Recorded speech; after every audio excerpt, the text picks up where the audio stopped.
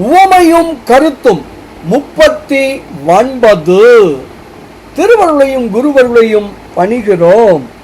உவமையும் கருத்தும் 39. பித்து அகல புத்தி சொல்லி மாற்றிய பேர் உண்டோ? இந்த உவமையை பண்டார சாத்திரங்கள் தொகுப்பில் சித்தாந்த சிகாமணி எனும் அற்புத நூலில் 26வது திருப்பாடலில் அருள் திரு அம்பலவான தேசிகர் கையாளுகிறார். உவமையை முழுமையாக காணலாமே. பித்து அகல நன்மருந்தை மத்தகத்தில் தேய்த்து மறிப்பதல்லால் புத்தி சொல்லி மாற்றிய பேர் உண்டோ? இதுவே அந்த உவமை. உவமை என்ன சொல்லுகிறது? பைத்தியம் பிடித்தவர்களின் பித்து நீங்கிட நல்ல மருந்தினை அவர்கள் தலையில் தேய்த்து பித்தை நீக்குவார்கள்.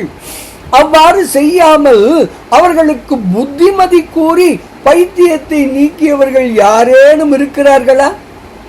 பைத்தியம் பிடித்தவர்களுடைய அறிவிலே புத்திமதி பொருந்துமா? பொருந்தாது தானே. இதுவே உவமை. சரி, இந்த உவமை விளக்கும் கருத்துதான் என்ன? பைத்தியத்திற்கு தலையில் மருந்தை தேய்ப்பதே சரியான முறை. அதுபோல மல சார்பு உடையோர்க்கு வினை போகங்களை ஊட்டுவதே சரியான முறை. பைத்தியம் பிடித்தவர்கள் அறிவில் எவ்வாறு புத்திமதி பொருந்தாமல் இருக்குமோ அதுபோல சிறந்த தவச்சீலர்கள் அறிவை ஆணவ மலம் பிணிக்காமல் இருக்கும். இதுவே இந்த உவமை விளக்கும் அற்புதமான கருத்து ஆகும்.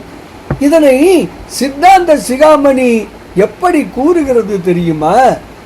பித்தம் உற்றார்தங்களுக்கு பித்து அகல நன்மருந்தை மத்தகத்தில் தேய்த்து மறிப்பது அல்லால் புத்தி சொல்லி மாற்றிய பேர் உண்டோ?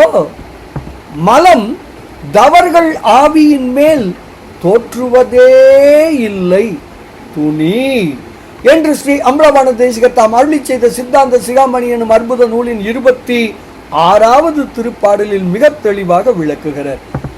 தவம் செய்வோம், மலம் நீங்குவோம், சிவானந்தம் நுகர்வோம். திருவருளையும் குருவருளையும் அணிவோமாக. சிவாய நம. திருச்சிற்றம்பலம்.